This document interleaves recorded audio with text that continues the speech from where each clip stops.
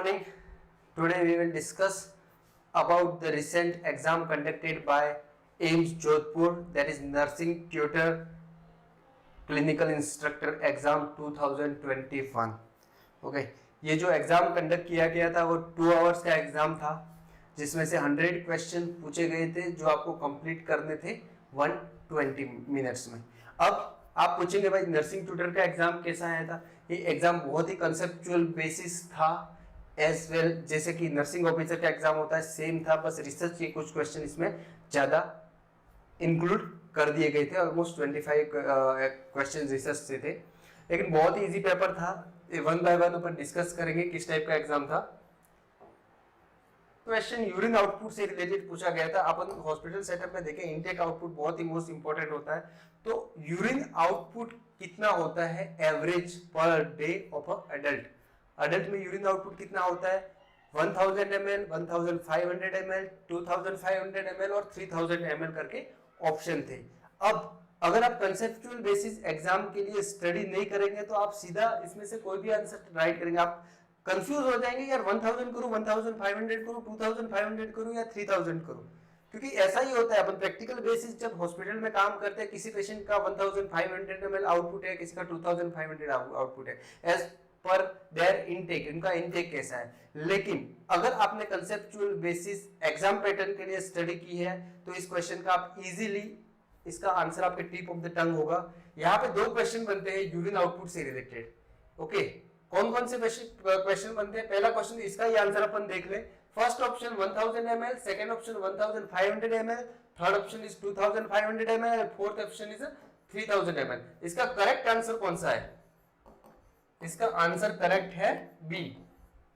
B is the correct answer, 1500 ml। Average urine output of adult is 1500 ml। इसको अपन इसे 1.5 litre भी बोलते हैं। क्या बोलते हैं? 1.5 लीटर।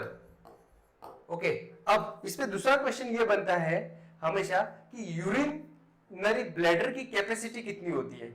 अब same time same 1 litre, 1.5 litre, 2.5 litre और 3 लीटर करके आ जाए तो यूरिनरी ब्लैडर की कैपेसिटी होती है 1 लीटर। क्या होती है? 1 लीटर, 1 लीटर होती है, या फिर आप बोल सकते हो 1000 ml। ठीक है, इसमें कोई डाउट है? इसका करेक्ट आंसर कौन सा बताया? 1500 ml एवरेज यूरिन आउटपुट। अब क्वेश्चन, सेकंड क्वेश्चन ये आ जाता है, ये एग्जाम से रिलेटेड नहीं है, बस टॉपिक है तो अपन डिस्कस करते थे। Capacity of urinary bladder.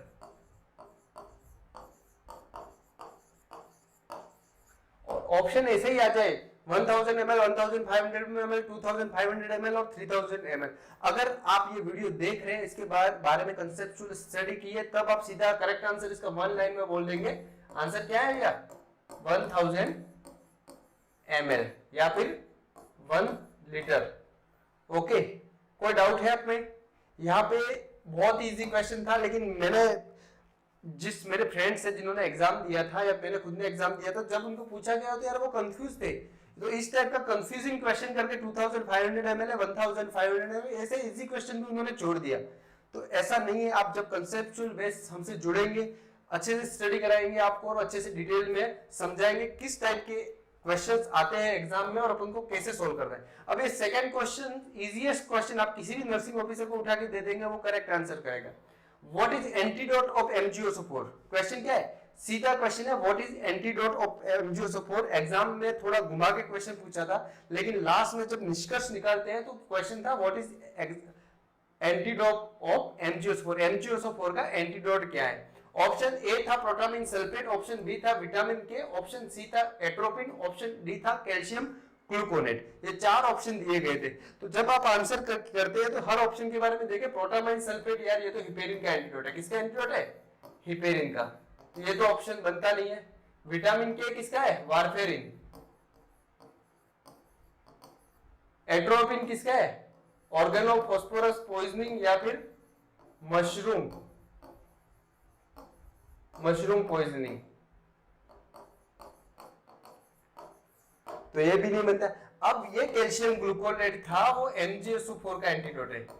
तो करेक्ट आंसर कौन सा है? Correct answer is the calcium gluconate. समझ में आ रहा है?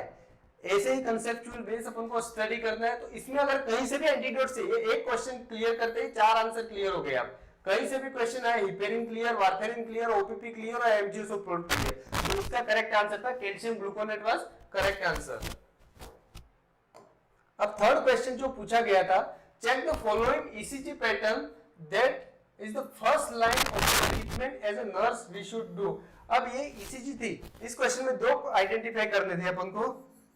इस टाइप की ईसीजी ये दे रखी है, ठीक है। तो ये ईसीजी पहले तो आपको आइडेंटिफाई करना था ये ईसीजी कौन से टाइप की है। तो ये वेंट्रिकुलर फिब्रिलेशन की थी। किसकी थी? Ventricular fibrillation, VF, ventricular fibrillation.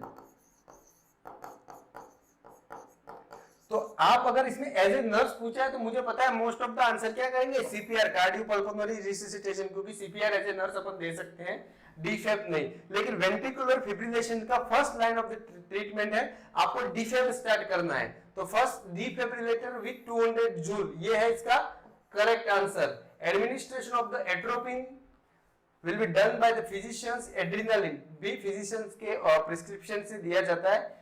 लेकिन अगर वेंट्रिकुलर फिब्रिलेशन आपने ईसीजी में पहचाना है तो इसका सीधा आपको स्टार्ट करना है डिफिब्रिलेशन विद 200 जूल। ओके,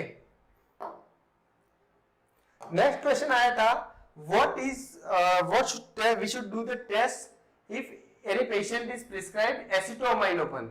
ठीक है, acetaminophen toxicity is assist by which test, इसकी टॉक्सिसिटी कौन से टेस्ट से असिस्ट की जाती है?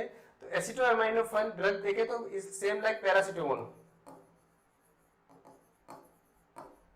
ठीक है। तो एसिटामिनोफेन जब भी देते हैं तो कौन सी टॉक्सिसिटी चेक करते हैं? Liver toxicity, liver, it alter the function of the liver, liver function alter हो जाते हैं।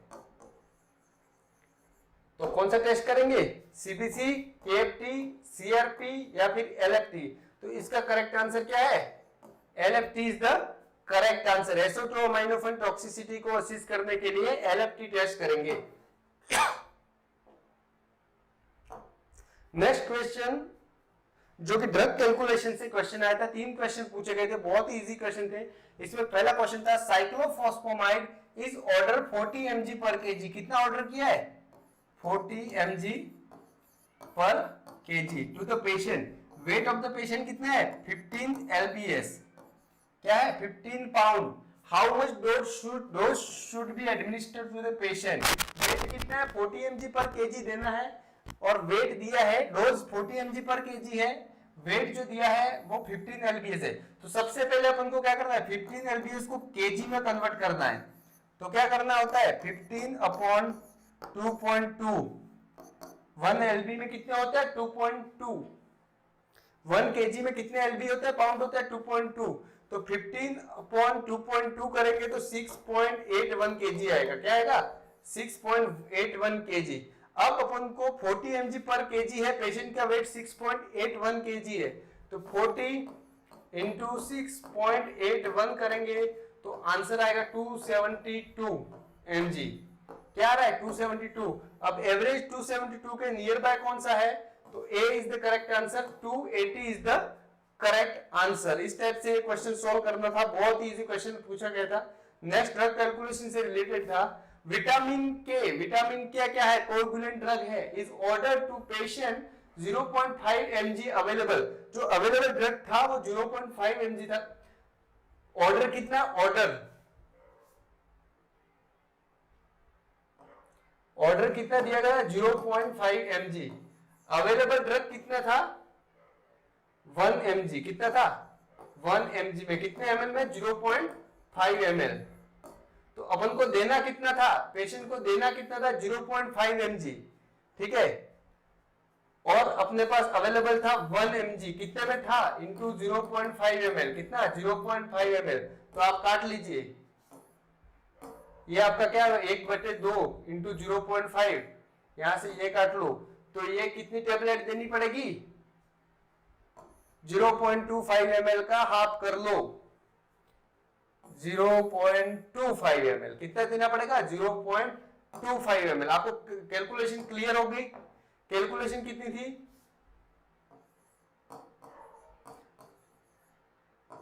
0.5 mg आपको देनी थी ऑर्डर, ठीक है। अवेलेबल कितना है? 1 mg है। क्वांटिटी कितनी है? 0.5 ml में। ओके, तो 0.5 mg और 1 mg को इसको कट करेंगे तो आएगा 1/2। तो आपको 0.5 ml में 2 का भाग देना है, तो उसका करेक्ट आंसर आ जाएगा 0.25 ml। तो कौन सा? D is the correct answer. Okay, समझ में आ रहा है? ऐसे कैलकुलेशन करना है, बहुत इजी क्वेश्चन था। नेक्स्ट क्वेश्चन था, during phototherapy the newborn which is the important nursing action would be? First क्या ऑप्शन था? Back should be expose in light. Back area है न्यूबॉर्न का, वो लाइट से एक्सपोज करेंगे। सेकंड था कवर द न्यूबॉर्न का चेस्ट कवर करना है। थर्ड था remove from light for 15 minute after each hour. Fourth था assist the temperature of the newborn after each 1 hour. तो क्या करना है? इसका करेक्ट आंसर क्या है? आफ्टर ईच आवर के क्या करना है? इसका टेम्परेचर असिस्ट करना है। क्या करना है? टेम्परेचर असिस्ट करना है। ये था इसका करेक्ट आंसर। नेक्स्ट क्वेश्चन देखें, the purpose of the myringotomy in the client with the acute otitis media. Acute otitis media क्या है? इन्फ्लामेशन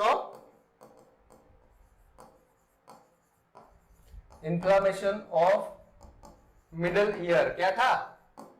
मिडल ईयर में इन्फ्लामेशन हो जाता है। अब मायरिंजोटोमी में क्या और करते हैं? एक इंसिजन करते हैं। कहां पे? मिडल ईयर में, टेम्पनी मेम्ब्रेन में। तो ये क्या हेल्प करता है? जब इंफ्लामेशन होता है तो उसमें फ्लूइड एक्यूमुलेशन हो जाता है। जब इंसिजन लेंगे तो क्या करता है? ये क्या करता है? रिलीव द प्रेशर करता है। ये उसका मेन पर्पस है। अगर आपने मायरिंजोटोमी पढ़ी होगी तो ये आपका tip of the turn answer था, सीधा करेक्ट करने वाला आंसर था। ऑप्शन पढ़िए, to remove the cerumen production from the ear, to provide their entry to the middle ear, to relieve the pressure. यही मैंने बताया था, to relieve the pressure of the ear drum करने के लिए मायरिंजोटोमी करते हैं। To create the clean environment to the ear. A, B और डी ऑप्शन इनकरेक्ट है। To relieve the pressure is the correct answer. Prolong bed rest after the surgery. Bed rest after surgery prolong करते हैं तो क्या होता है? DVD. तो ये सीधा क्वेश्चन था। Prolong bed rest after the surgery that promote the haemostasis and particularly in deep vein में वो मोस्टली क्या कहलाता है? Complication, deep vein thrombosis. तो डीप वेन थ्रोम्बोसिस का कॉम्प्लिकेशन क्या है? ये क्वेश्चन था। तो डीप वेन थ्रोम्बोसिस का कॉम्प्लिकेशन क्या है? जब ग्रेट सिफेनियस वेन में, काफ मसल में, जब किसी भी डीप वेन में क्लोट जम जाता है तो वो क्लोट जब डिसलॉज होता है तो वो पल्मोनरी आर्टरी में जाके फिर क्या करता है? पल्मोनरी वेन और आर्टरी में जाके पल्मोनरी एम्बोलिज्म करता है और पेशेंट का क्या हो सकती है? डेथ हो सकती है। क्या हो सकती है बच्चों? डेथ हो सकती है। तो pulmonary embolism is the correct answer. Cerebral toxicity, coronary artery occlusion और पेन को छोड़ के सी इज द करेक्ट आंसर। ये सी करेक्ट आंसर था। जिन्होंने सी करेक्ट आंसर किया था उनका राइट था। नेक्स्ट क्वेश्चन सेम डीवीटी से रिलेटेड दो क्वेश्चन था। सेकंड क्वेश्चन क्या था? Symptom of the DVT. तो सिम्टम ऑफ द डीवीटी क्या था? Muscle pain, swelling and Homan sign. ये उसका करेक्ट आंसर था। ठीक है, muscle pain, swelling and Homan sign was the correct answer. Next question simple question था डिजॉक्सिन से related. What is the action of digoxin से पूछा गया था क्वेश्चन। पहला था increase the myocardial strength, second था increase the cardiac contraction, third था डिक्रीज ऑक्सीजन डिमांड, फोर्थ था इंक्रीज द हार्ट रेट। तो डाइजॉक्सिन क्या है? Cardiac glycoside. क्या है? Cardiac glycoside. इसमें क्या करता है? मायोकार्डियल कॉन्ट्रैक्टिलिटी को क्या करता है? इंक्रीज कर देता है। Increase the myocardial contractility, decrease the preload.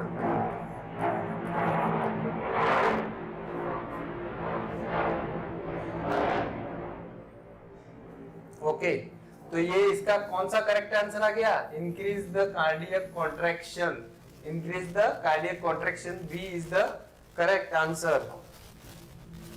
Digoxin से रिलेटेड नर्सिंग ऑफिसर के एग्जाम में भी हर बार पूछा गया है, सेम एज नर्सिंग ट्यूटर में भी सेम क्वेश्चन पूछा गया था। A patient is prescribed 25% dextrose with insulin and soda bicarb to treat which abnormality? Insulin और सोडा बाइकार्ब कौन सी एब्नॉर्मलिटी को ट्रीट करने के लिए पूछे जाते हैं?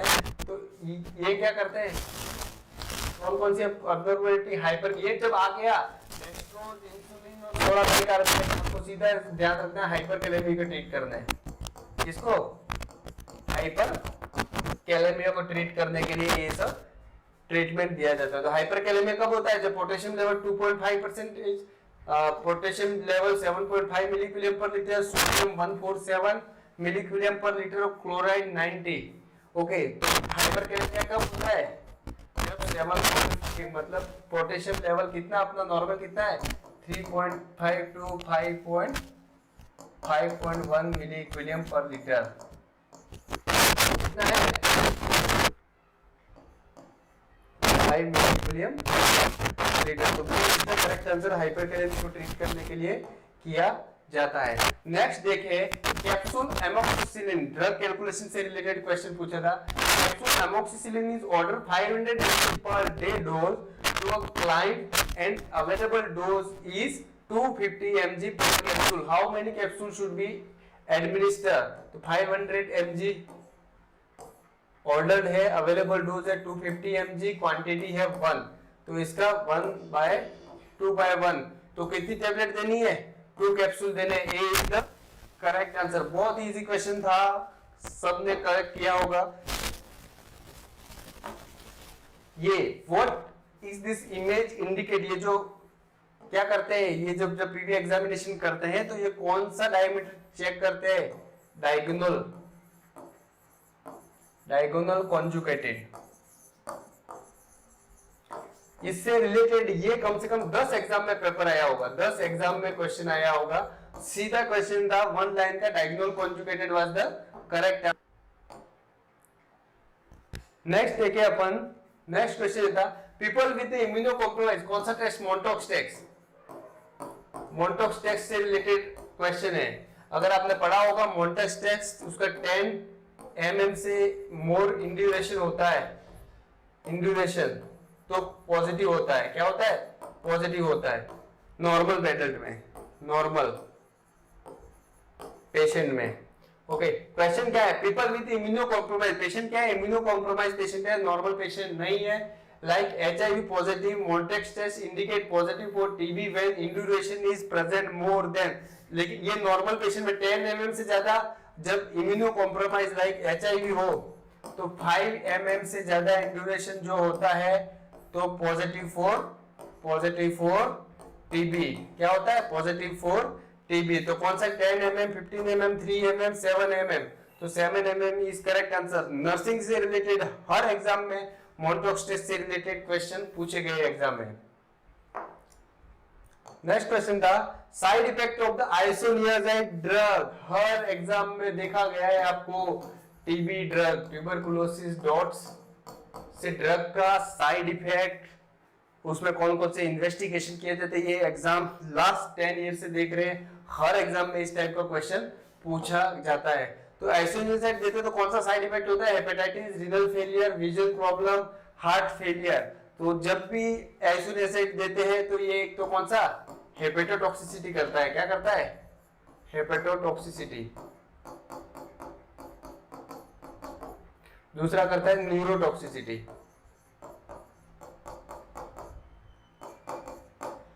तो न्यूरो से रिलेटेड कोई ऑप्शन नहीं है, हेपेटोटॉक्सिस ये है, तो A is the correct answer. Hepatitis is the correct answer.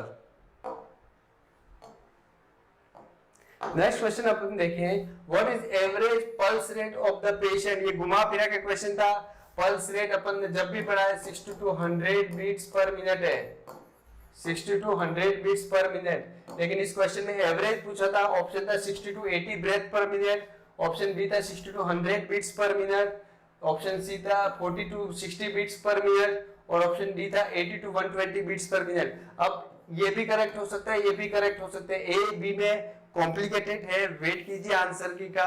मेरे हिसाब से यही होना चाहिए 60 to 100 बीट्स पर मिनट, लेकिन 60 to 80 भी एवरेज में करेक्ट हो सकता है। अब ये क्वेश्चन था घुमा फिरा के question, second stage of the labour begin with, last में बिगिन विथ पूछ गया था, तो second stage of the labour कब स्टार्ट होती है, और स्टार्ट होती है तो क्या प्रोसेस होता है? तो क्या present of the show, premature rupture of the membrane, it begin with the complete dilatation of the cervix and delivery of the head. तो इसका जब स्टार्ट होती है सेकेंड स्टेज, कब स्टार्ट होती है, फर्स्ट स्टेज कब फिनिश होती है? सर्वाइकल डायलेटेशन कंप्लीट होता है, फर्स्ट स्टेज फिनिश होती है, और same time second stage begin होती है। तो correct answer is the begin with the complete dilatation of the cervix. If a patient is applying aloe vera gel on the wound while applying Picot model, ये model से related question था Picot, तो इसमें O से related, O का meaning क्या है वो था, तो Picot मॉडल में देखें, P मतलब पेशेंट या population, I means what our intervention we used to give, C and O means the outcome और C means the comparison। तो आउटकम किस पे होता है? Wound healing on the foot जो होता है वो आउटकम है, तो ये करेक्ट आंसर था। नेक्स्ट क्वेश्चन देखें, which term is used to identify the research objective. इसमें विच टर्म, कौन सा टर्म है जो रिसर्च ऑब्जेक्टिव को आइडेंटिफाई करने के लिए यूज किया जाता है? Smart method, PICOT method, PubMed, OSC. तो कौन सा? SMART, smart method was used, is the correct answer. After the post bone marrow biopsy procedure, client have fever। Biopsy procedure के बाद क्लाइंट को 103 डिग्री फीवर है, yellow drainage from the site that indicate, अगर fever है और yellow drainage for the site है तो ये क्या इंडिकेट करता है? Client has contaminated the wound, या फिर किया ऑस्टियोमाइलाइटिस, पोर्स डिसीज या ऑस्टियोपोरोसिस। जब फीवर आ रहा है और येलो ड्रेनेज निकल रहा है, इसका मतलब क्या है? Correct answer is the osteomyelitis, infection to the bone. Osteomyelitis को क्या बोलते हैं? Infection to the bone.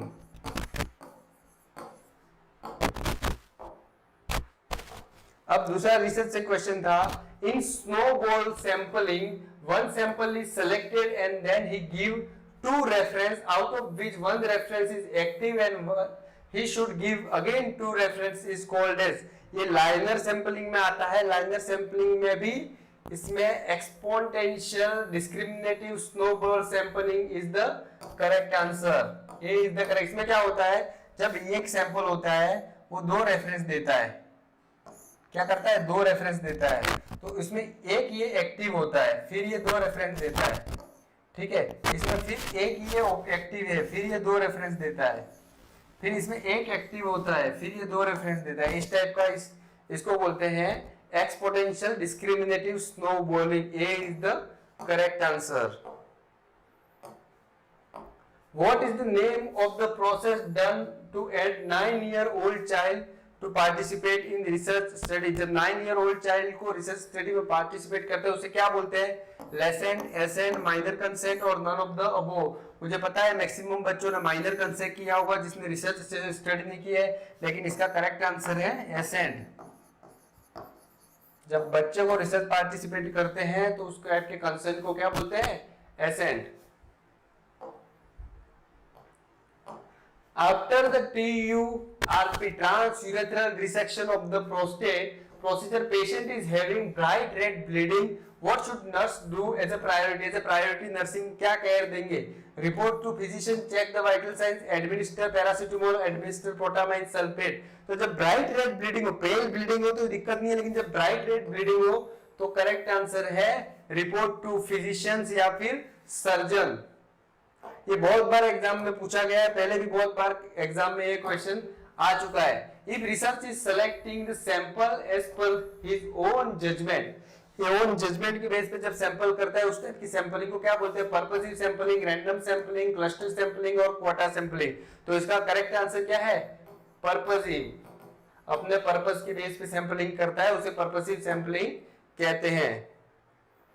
Next question था qualitative study based on culture. Qualitative study based on culture, culture word आते ही आपने अगर रिसर्च अच्छे से पढ़ी है कंसेप्चुअल बेस पे तो आपको सीधा आंसर क्या होना चाहिए, इथनोग्राफी। इथनोग्राफिकल में क्या बात करते हैं, इथनोग्राफिकल में कल्चर के बारे में डिस्कस करते हैं। ये क्वेश्चन था रिसर्च का, what is this curve indicate, ये कर्व क्या इंडिकेट करती है, तो आप ऑप्शन थे, पहला था परफेक्ट नेगेटिव कोरिलेशन, सेकेंड था मॉडरेट नेगेटिव कोरिलेशन, तो इसका करेक्ट आंसर था ए परफेक्ट नेगेटिव कोरिलेशन।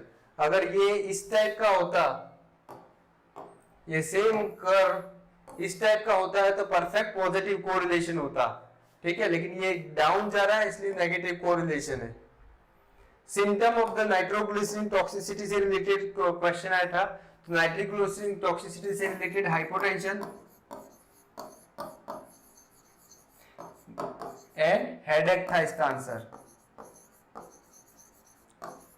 ये वाला करेक्ट आंसर था, क्या था, हाइपोटेंशन एंड हेडेक। नाइट्रोग्लिसरीन क्या है, वेसोडाइलेटर है, क्या है, वेसोडाइलेटर। किसमें यूज होती है, एंजाइना पेक्टोरिस में, किसमें, एंजाइना में यूज की जाने वाली ड्रग है।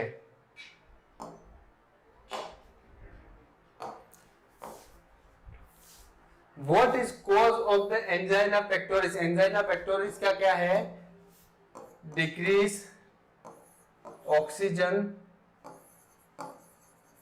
Carrying capacity to heart, heart में ऑक्सीजन की कमी हो जाना, डिमांड को पूरी नहीं करना को एंजाइना पेक्टोरिस बोलते हैं। नेक्स्ट क्वेश्चन था bright red bleeding from genital tract is a sign of from the pregnancy is not able to continue. Bright red bleeding होगी जेनिटल ट्रैक्ट से और प्रेगनेंसी कंटिन्यू नहीं की जाती, तो उसका क्या करेक्ट आंसर है, threatened abortion, missed abortion, septic abortion, none of the above.